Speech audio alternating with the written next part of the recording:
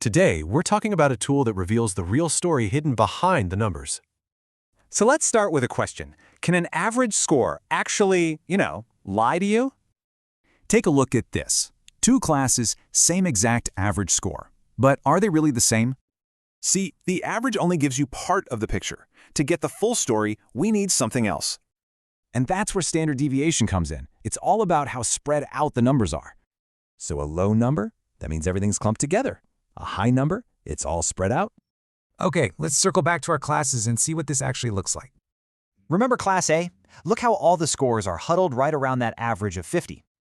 So its standard deviation is super low, just 1.41. That means they're really consistent. Now Class B, their scores are all over the map, way far from that same average. And its standard deviation? Whoa! It's way up at 22.36. A huge difference. So yeah, same average, but totally different stories. That's the power of standard deviation. Okay, but why should you care? Where does this actually show up in the real world?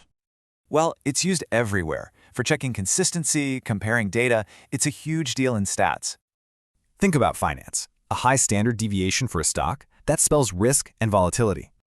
Or in manufacturing, you want a low standard deviation. It means every part is pretty much identical. And in science, it tells you how reliable your experiment's results really are. I think this quote really nails it. It's the heart of understanding how data actually behaves. So, what's the bottom line? The average is just a number. Standard deviation gives it context. So next time you see an average, you know what to ask, right? What's the spread?